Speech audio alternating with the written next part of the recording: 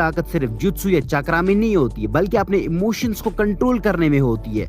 Naruto पहली बार किसी को अपने बड़े भाई की तरह देख रहा था। महीनों की ट्रेनिंग के बाद नरूटो पहले से ही कई गुना ज्यादा ताकतवर हो गया। उसने शैडो क्लोन का नया इस्तेमाल करना सीखा, चक्र कंट्रोल में महारत हासिल की और कुरामा की शक्ति को भी समझना शुरू कर दिया। पहली बार नरूटो के दिल में अंधा भरोसा या उम्मीद नहीं थी, लेकिन अब उसके अंदर थोड़ा अंधेरा भी पैदा हो रहा था।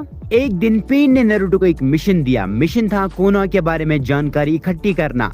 नरूटो के लिए ये आसान नहीं था। वही गांव जिसे वो कभी अपना घर मानता था अब उसके मिशन का टारगेट है। नरूटो रात के अंधेरे में कोनोहा के पास पहुंचा। सब कुछ वैसा ही था, लेकिन उसके दिल में सब कुछ बदल चुका था। उसने दूर से होकागे माउंटेन को देखा और याद किया कि कभी उसका सपना भी था होकागे बनना। अब वो सपना धुंधला पड़ चुका था।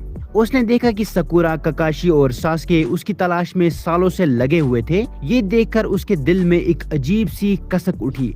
शायद कुछ लोग वाकई उसकी परवाह करते थे, लेकिन अब बहुत देर हो चुकी थी। जब नरूटो लौटकर अकात्सुकी बेस पहुंचा, पेन ने उसकी आंखों में बदलाव देख लिया। नरूटो अब वो मासूम और हमेशा हंसने वाला लड़का नहीं रहा। दर्द ने उसे बदल दिया था और पेन जानता था कि ये बदलाव अकात्सुकी के लिए बहुत फायदेमंद होने वाला है। नरूटो को अब पता नहीं था कि वो हीरो बन रहा है या विलन, लेकिन एक बात तय थी, निंजा वर्ल्ड की तकदीर बदलने वाली थी और उस बदलाव के बीच में खड़ा था अकात्सुकी का सबसे नया मेंबर नरूटो उजुमाकी। नरूटो अकात्सुकी के बेस लौट आया, लेकिन अब वो पहले वाला नरूटो नहीं रहा। कोनोहा से दूर रहने के महीनों ने उसके अंदर बहुत कुछ बदल दिया था। जिस लड़के का सपना था होकागे बनना, जो हर किसी को अपना दोस्त बनाना चाहता था, वो धीरे धीरे दुनिया को एक नए नजरिए से देखने लगा था। पेन और कोनान उसके बदलाव को देख रहे थे। उन्हें समझ आ गया था कि नरूटो के अंदर सिर्फ 9 टेल्स की ताकत नहीं, बल्कि एक ऐसा दर्द भी है जो उसे उनके मकसद के और करीब ला सकता है।